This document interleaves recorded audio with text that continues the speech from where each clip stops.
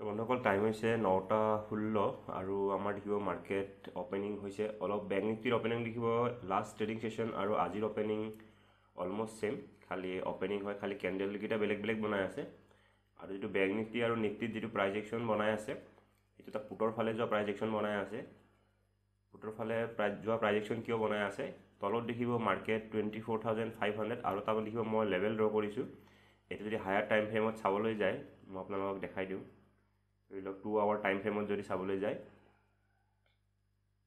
এটো দেখিব এটা সাপোৰ্ট লেভেল হয় দেখিব এটা বহুত বাৰ মাৰ্কেটে আপোনাৰ কি কৰিছে সাপোৰ্ট লৈছে তাৰ মানে বহুত হয়তো ইয়াতে ষ্টপ লছ থাকিব এইবিলাক লেভেলত কাৰণ এটা বহুত ষ্ট্ৰং সাপোৰ্ট দিব মাৰ্কেট কিমান বাৰ সাপোৰ্ট লৈছে ইয়াতে সাপোৰ্ট ললে কি হয় এটা মাৰ্কেট এনেকুৱা লেভেলত আহি যায় সকলোৱে বাই কৰিব ট্ৰাই কৰে যে সাপোৰ্ট আছে আৰু তেওঁলোকৰ ষ্টপ লছ বিলাক ক'ত থাকিব তলত থাকিব তো বন্ধুসকল টাইম হৈছে 9:20 আতে গ্ৰুন ক্ৰমত অলপ ডিস্টাৰ্ব দি আছে আমাৰ চাৰ্টখনে গতিকে মই মোবাইলৰ পৰা ট্ৰেড এটা লৈ লৈছো আমি পুট অপশন বাই কৰিছো আহক আমি কিমানত বাই কৰিলো তো দেখিব আমি বাই কৰিছো 637 আৰু বাইং টাইম হৈ গ'ল আমাৰ 9:20 সেকেন্ড আমি আগৰ নিচিনা কি কৰো আমি অপশন চাৰ্ট কি কয় প্ৰিমিয়াম চাৰ্টখন আমি উলিয়াই লওঁ এসে বন্ধুসকল ট্ৰেডটো অকমান ৰানিং হ'বলৈ দিও বন্ধুসকল টাইম হৈছে 9:27 আৰু কাৰেন্টলি দেখিব আমি 1000 প্ৰফিটৰ পৰা আমি এতিয়া 800 900 লছ দেখি আছো এসে আমি এটা ওয়েট কৰিম ট্ৰেডটো যেহেতু ললুৱে আৰু আমি কনভিকশনতে ট্ৰেডটো লৈছো গতিকে এতিয়া আৰু আমি ইমান টেনচন লৈ নাথাকো ষ্টপ লছ হিট হলেও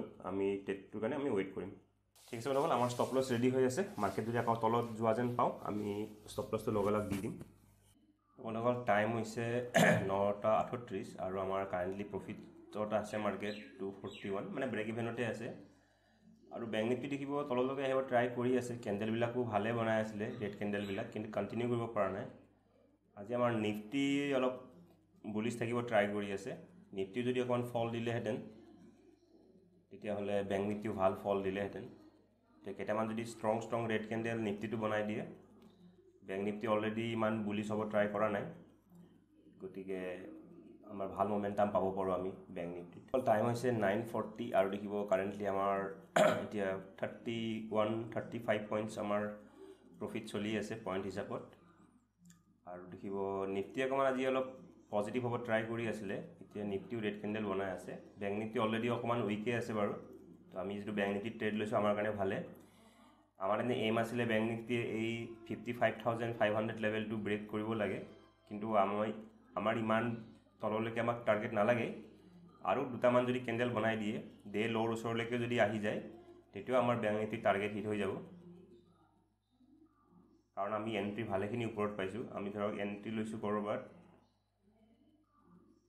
এক মিনিট তো আমি এন্ট্ৰি লৈছিলো এটো ৰানিং কেণ্ডেলত আমি এন্ট্ৰি লোৱাৰ লগে লগে আমি ভাল 1000 প্লাস প্ৰফিট দেখি আছিলো গতিকে আমাৰ টাৰ্গেট থাকে 130 140 পইণ্ট নৰমালি আমি 130 140 পইণ্টছত আমি কি পাও 70 পইণ্টছ টাৰ্গেট পাও কাৰণ আমি এট দা মানি বা ইন দা মানি আমি প্ৰিমিয়াম লওঁ গতিকে আমাৰ যদি এই গ্ৰীন লাইনডাল যদি ব্ৰেক কৰি দিয়ে আমাৰ ভালে প্ৰফিট আহিব আৰু যদি ব্লু লাইনডাললৈকে যদি মাৰ্কেট আহে তেতিয়া দেখিব অলমোষ্ট 190 পইণ্টছ আমি পাম তেতিয়া আমি প্ৰিমিয়াম হয়তো 90-100 পইণ্টছ প্ৰিমিয়াম পাব পাৰো তো আমাৰ এতিয়া এটলিষ্ট এম থাকিব ডে লো ব্ৰেক কৰিব ডে লো নাইবা ই গ্ৰীন সাপোৰ্টডাল ব্ৰেক কৰিলে আমাৰ হৈ যাব তো প্ৰফিটটো দেখিব ভালে চলি আছে তো বন্ধুসকল টাইম হৈছে 9:43 আৰু দেখিব আমি বৰ্তমান 54-55 পইণ্টছ প্লাছত আমি প্ৰফিট দেখি আছো টাৰ্গেটৰ একেবাৰে ওচৰত আমি এবাৰ নিফটি দেখিব ফাইনালি এটা ভাল ষ্ট্ৰং ৰেড কেণ্ডেল বনাই আছে বেংক নিফটি দেখিব আমাৰ যেটো ডে লোৰ ওচৰলৈকে আহি আছে আৰু আমি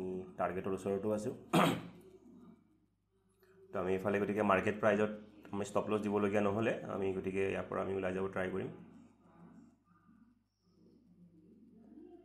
তো দেখিব আমাক আৰু 10 পইণ্ট লাগে টাৰ্গেট পাবৰ কাৰণে 60 পইণ্টছলৈকে আমি দেখিলো বন্ধুসকল দেখিলে আমাৰ টাৰ্গেট হিট হৈ গ'ল 70 পইণ্টছ টাৰ্গেট হিট কৰি মাৰ্কেট ভালে ওপৰত গৈ আছে আৰু আমাৰ যেটো স্পটৰ আছিল যে গ্ৰীন লাইনডাল ব্ৰেক কৰিলে আমাৰ টাৰ্গেট হিট হ'ব তো আমাৰ দেখো প্ৰিমিয়ামটো টাৰ্গেট হিট হৈছে তো ষ্টিল দেখিব ভাল স্পাইক দি আছে আমি অলপ ওয়েট কৰিম নিফটিও দেখিব ৰেড কেণ্ডেল বনাই আছে তো দেখিব প্ৰফিট ভালে চলি আছে আমাৰ অলমোষ্ট 100 পইণ্টছৰ ওচৰত আমাৰ চলি আছে এতিয়া আৰু যদি ট্ৰাই কৰো আমি আজি 100 পইণ্টটো ক্যাপচাৰ কৰিব পাৰিম তো দেখিব ব্লু লাইনডালৰ এক্স্যাক্টলি সাপোৰ্ট লৈছে মাৰ্কেট আমি এতিয়া ওলাই যাব ট্ৰাই কৰিম অকণমান স্পাইকত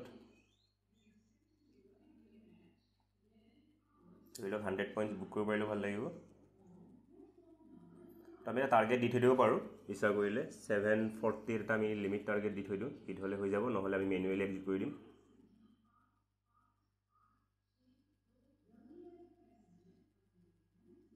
তো মই মেনুৱেলি এটা দি থৈলোঁ 740, কাৰণ এইফালেও দেখিব এটা ডে হাই আছে, এইটো লেভেলতে আমি এটা 740 দিছোঁ। যদি হিট হ'লে নহ'লে আমি মেনুৱেলি এক্সিট কৰি দিম। তো হিটটো হৈ গ'ল বন্ধুসকল। তো দেখিব আমি এটা ভাল প্ৰফিটে বুক কৰিলোঁ। তো বন্ধুসকল দেখিব আমি বুক কৰিলোঁ আজি 7100, মোৰ দেন 100 পইণ্টছ। আহক আমি জাৰ্নেলত আগতে এণ্ট্ৰি কৰি লওঁ, তাৰপিছত আমি আকৌ ডিছকাছ কৰিম ট্ৰেডটো কিয় লৈছিলোঁ। 9:20:24 টাইমটো বাৰু মই মোৰ পাৰ্চনেল জাৰ্নেলত পিছতকৈ লিখিম। এতিয়া আমাৰ নৰ্মেল 6:37:55 আমাৰ 60 জাৰ্নেলত লিখোঁ। আমাৰ ধৰক কোৱান্টিটি ইফালে 70 থাকিব। ডেটটো আমাৰ চেঞ্জ হ'ব, ডেটটো হ'ব আমাৰ 4 আগষ্ট। ডেট হৈ গ'ল 4 আগষ্ট। আমি লৈছিলোঁ PE আৰু আমি লৈছিলোঁ 6:37:55 6:37.55 আৰু আমি চেল কৰিছোঁ 740 এক্সেক্টলি। তো বন্ধুসকল আমি প্ৰফিট বুক কৰিছোঁ 102 পইণ্টছ। আমি এতিয়ালৈকে 60 ডে চেলেঞ্জত বুক কৰাৰ ভিতৰত আমি এতিয়ালৈকে হাইষ্ট প্ৰফিট বুক কৰিছোঁ 100+ প্ৰফিট। আৰু দেখিব আমাৰ এতিয়ালৈকে বহুত ভাল চলি আছে, 6 দিন উইনিং ষ্ট্ৰিক চলি আছে। বন্ধুসকল আহক আমি ট্ৰেডটো কিয় লৈছিলোঁ এইটো ডিছকাছ কৰোঁ। মাৰ্কেটখন অকণমান মই চাই আছিলোঁ, তো ট্ৰেডটো লোৱাৰ ৰিজনটো মই অলৰেডি ক'লোৱে, আকৌ এবাৰ মই কৈ দিছোঁ। তো মাৰ্কেটত দেখিব বেংক নিফটিত মই ছাপৰ্ট লাইন এডাল ড্ৰ কৰিছিলোঁ। এডাল ছাপৰ্ট লাইন আছিলে, কাৰণ ইয়াৰ পৰা মাৰ্কেট কণ্টিনিউ দেখিব ওপৰত গৈছিলে, বহুত ষ্ট্ৰং বুলিছনেছ দেখাইছিলে।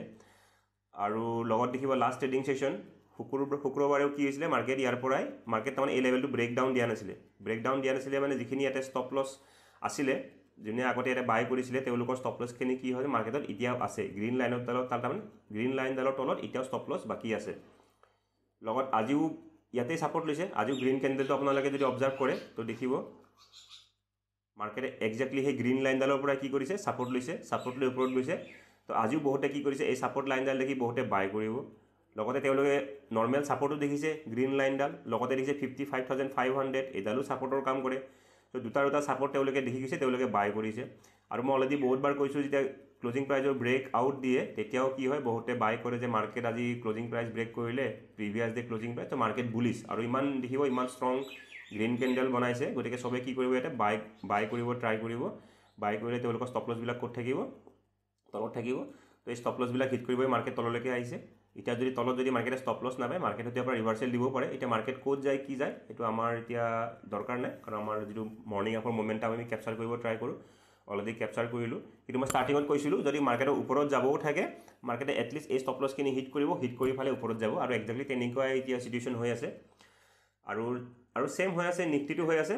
অকল বেংক নিফটি বুলি কথা নাই, নিফটিটো দেখিব, নিফটিও কি হৈছিলে, মাৰ্কেট একজেক্টলি ছাপৰ্ট লেভেল আছিলে 24,500 লেভেল, লগতে এটা ছাপৰ্ট মই 1 আৱাৰ টাইম ফ্ৰেমত আপোনালোকক দেখাইছোঁৱে এই ছাপৰ্ট লেভেলটো।